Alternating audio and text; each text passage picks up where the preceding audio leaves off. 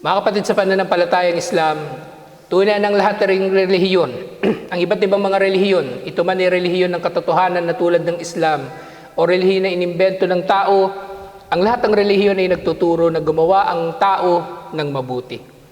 Subalit, ang Islam bilang relihiyon ni Allah Subhanahu wa Ta'ala ay nagbibigay ng ibayong linaw kung ano ba ang kabutihan na ito at nagbibigay ng mga pamantayan kung ano ba ang gawaing may tuturing na mabuti at ano ba ang gawain na may tuturing na masama. Kaya nga, ang anumang pagtatangka ng tao na siya ay bumuo ng mga batas na galing lamang sa kanyang sariling pag-iisip o kanyang sariling mga haka-haka, tunay na ang mga batas na ito ay magiging baluktot at magkakaroon ng maraming pagtatalo-talo rito mga tao, katulad ng mga batas na umiiral ngayon na inimbento lamang ng mga tao. Subalit sa Islam, alhamdulillah, napakalinaw na ang paggawa ng mabuti ay isang obligasyon ng mga tao kay Allah Subhanahu wa Ta'ala. Kaya nga, nang si Propeta Muhammad sallallahu alaihi wasallam ay tinanong kung ano ang kabutihan, sinabi niya, albirru husnul khuluq. Ang kabutihan, ito ay ang mabuting asal, unang-una. Wal ithmu mahaka fi sadrika. At ang kasalanan ay ang anumang nagiging mabigat sa iyong konsensya, mabigat sa iyong puso, mabigat sa iyong damdamin. Dahil kahit sino mang tao, tuwing siya ay nakakagawa ng kasalanan o kaya ay pamiminsala sa kanyang kapwa, lalong-lalo na, ang kanyang puso ay naghihimagsik dahil ang ating mga puso ay natural na kumikiling sa katarungan, natural na kumikiling sa kabutihan, natural na kumikiling sa katotohanan. Ang kasalanan nga, bukod sa ito ay nagdudulot sa puso, na ito ay maninikip. Ang kasalanan, ito ay ang mga bagay na karehta ay yattali alihin nas.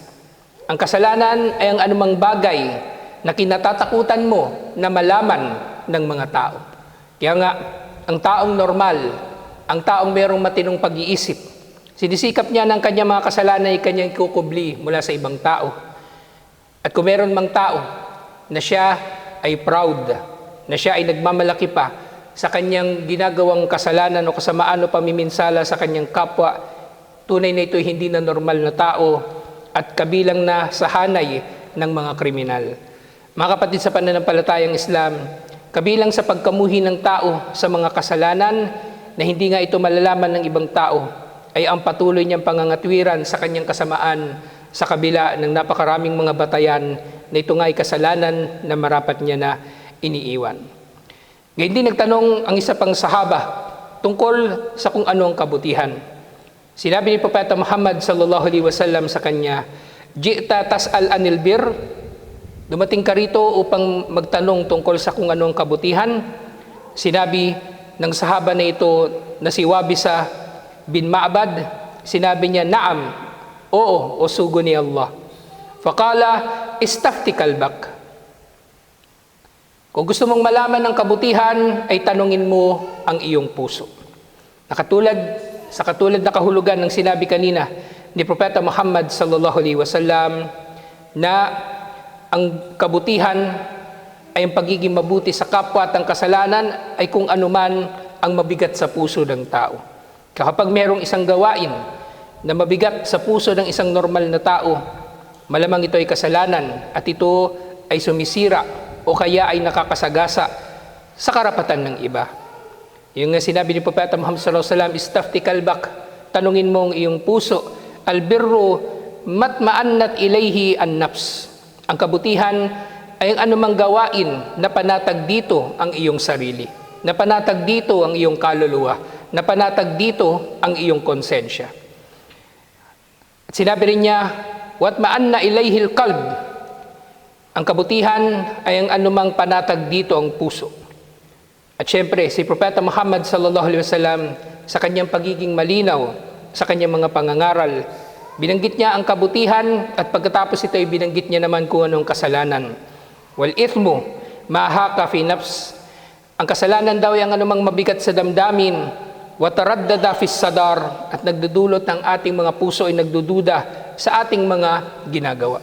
Dahil maaring ang tao ay maaring maloloko nga niyang kanyang sarili.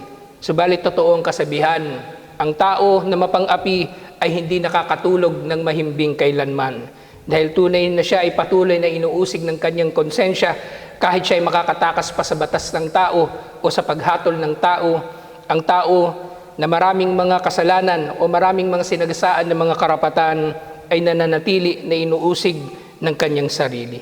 At yun nga sinabi ni Propeta Muhammad sallallahu alaihi wasallam, wa inaftakan nasu wa aftuk, ng pagiging mabuti at pagiging masama, ito'y nakasalalay sa kung ano ang nararamdaman mo sa iyong puso, ano man ang naging paghatol ng mga tao sa iyong ginawa. Alhamdulillah, bagay na binigyang diin ni Propeta Muhammad sallallahu alaihi wasallam sa ating relihiyon. Subalit, isa pang bagay na nais nating bigyang diin, mga kapatid sa pananampalatayang Islam. Oo, tayo ay tinuturuan ni Propeta Muhammad sallallahu alaihi wasallam at ni Allah unang-una at higit sa lahat sa Quran na maging mabuti sa ating kapwa. Tayo naman ay binibigyan ng babala na tayo ay hindi papasok sa paraiso sa bisa lamang ng ating mabubuting mga gawa. Walang sino man sa atin ang papasok sa paraiso dahil sa kanyang mabubuting mga gawain, kahit si Propeta Muhammad sallallahu alaihi wasallam. Katulad nga ng sinabi niya ni Propeta Muhammad sallallahu alaihi wasallam, karibu wasaddidu, na kayo ay magsikap na maging malapit sa katotohanan ng inyong mga gawain at sikapin na ito ay magiging matuwid inshallah. Wa'malu annahu la yanju ahadum minkum bi amalihi, at kumilos kayo, gumawa lamang kayo ng gumawa ng mabuti, subalit pakatatandaan ninyo, walang sino man sa inyo may liligtas mula sa impyerno o magtatagumpay sa pamagitan ng pagpasok sa paraiso sa pamagitan lamang ng kanyang mga gawain. Nagtanong ang mga kasama ni Propeta Muhammad sallallahu alaihi wasallam, ang kanyang mga disipulo, wala anta ya Rasulullah, kahit ba ikaw usugo ni Allah sallallahu alaihi wasallam, hindi ka papasok sa paraiso dahil lamang sa iyong mabubuting gawa? Sabi niya, wala ana, kahit ako, hindi ako papasok sa paraiso dahil lamang sa aking mabubuting gawa, illa ay yatagammadani Allahu birahmatin minhu wa fadl, liban na lamang nabalutin ako ni Allah ng habag na nagmumula sa Kanya at Kanyang biyaya. Ibig sabihin, ang ating mabubuting mga gawa ay hindi ito magiging dahilan ng pagpasok natin sa paraiso, bagkus ang magpapasok sa atin sa paraiso ay ang habag at biyaya ni Allah. Napakahalagang paalala nang sa gayon ng tao ay hindi magmamalaki sa dami ng kanyang mabubuting mga nagawa. Dahil tunay na ang tao ay maaring nalilinlang ng kanyang sarili, na dahil sa pag-aakala niya na siya ay marami ng mabuting nagawa, ay inaakala niya na kung gagawa siya ng masama, ay wala na itong magiging epekto sa kanya dahil sapat na ang kanyang mabubuting gawa upang pagtakpan ng kanyang masasamang gawa. Walang ganitong katuroan sa Islam. Ang sino man sa atin na maituturing niya ang kanyang sarili na pinakamatuwid ay marapat lamang na umiwas sa pagkakasala, katulad lamang din kung paanong marapat na umiiwas sa pagkakasala ang pinaka hindi matuwid sa atin, waliyadu billah. Mga kapatid sa pananampalatayang Islam, maaaring itatanong ng tao, kung ang tao pala ay hindi papasok sa paraiso sa bisa ng kanyang mabubuting mga gawa, ay ano ang saysay ng paggawa ng tao ng mabuti dito sa mundo? Mga kapatid sa pananampalatayang Islam, ang paggawa ng tao ng kabutihan dito sa mundo ay maraming iba't ibang mga saysay. Pangunahin dito ay ang pagkakatupad niya sa dakilang layunin kung bakit siya nilikha ni Allah subhanahu wa ta'ala dito sa mundo. Nilikha tayo ni Allah upang sumamba sa Kanya ng nag-iisa at walang katambal, at ang anumang mabuting gawain ay maituturing na pagsamba, insyaAllah, lalong-lalo na kung ito ay ginawa alang-alang kay Allah subhanahu wa ta'ala para sa kaluguran ni Allah subhanahu wa ta'ala. Ang iyong pagkain upang ikaw ay magkaroon ng lakas na masamba si Allah, ito insyaAllah ay magagantimpalaan bilang pagsamba. Ang iyong pagsisikap na makatulog ng mahimbing at matulog ng maaga nang sa gayon ay magigising ka ng maaga sa Salatul Fajr, ang pagtulog na ito inshallah ay maaring magagantimpalaan din bilang gawaing pagsamba. Pangalawang hikmah kung bakit isinasabatas pa rin sa mga mananampalataya o sa mga tao sa pangkalahatan ang paggawa ng mabuti. Dahil ang paggawa ng mabuti na ito, ang siya rin namang magiging dahilan na tayo ay magiging karapat-dapat sa habag ni Allah subhanahu wa ta'ala. Oo, hindi tayo papasok sa paraiso dahil lamang sa ating mga mabubuting gawa. Tayo ay papasok sa paraiso sa bisa ng habag ni Allah subhanahu wa ta'ala. Pero sino ba ang magiging karapat-dapat sa habag ni Allah? Sino ba ang magiging karapat-dapat sa biyaya ni Allah ng paraiso liban pa sa mga gumagawa ng mabuti? Ang hadith na nabanggit natin kanina, isa lamang babala ng sagay ng mga tao, insyaAllah, ay hindi magiging mapagmalaki, hindi magiging mayabang sa kanilang dami ng mabubuting mga gawain, nang sa gayon sila ay magpapatuloy sa kanilang mga gawain na ito at hindi sila titigil o magkukulang sa pag-aakala na napakarami na nilang mabubuting mga ginawa. At pangatlo, sa sinasabi ng mga scholar na hikmah, kung bakit gumagawa pa rin tayo ng mabuti sa kabila ng hindi itong dahilan ng pagpasok natin sa paraiso. Ang paggawa natin ng mabuti ay isang paraan ng pagtanaw natin ng utang na loob kay Allah subhanahu wa ta'ala. Utang na loob natin kay Allah subhanahu wa ta'ala ang lahat. Ang ating buhay, unang-una. Ang pagkakagabay sa atin at iba't iba pang mga bagay-bagay na pang-araw-araw natin na pinakikinabangan, napapansin man natin o hindi natin napapansin. Nang marami nga sa mga biyaya ni Allah subhanahu wa ta'ala, ang marami rito ay napapansin natin. Subalit, maaring mas marami pa rito ang mapapansin lamang natin kapag ito ay nawala na. Kapag nawala na ang tubig, kapag nawala na ang kuryente, kapag nawala na ang trabaho at iba't iba pang mga biyaya ni Allah subhanahu wa ta'ala na maaring minamaliit natin o hindi natin pinagtutuunan ng iba yung pansin. Pangatlo sa mga hikmah kung bakit tayo patuloy na gumagawa ng mabuti ay dahil ito ay obligasyon natin nga kay Allah. Katulad ng sinabi ni Propeta Muhammad sallallahu alaihi wasallam, kullu sulama minan nasi alayhi sadaqa, kullu yawmin tatlu fihi syams. Ang bawat isa sa atin sa mga tao ay merong obligasyon na magbigay ng sadaka sa bawat araw. Ng sadaka na gagawin natin o ibibigay natin araw-araw ay katumbas ng bilang ng ating mga joints o mga kasukasuan sa ating mga buto.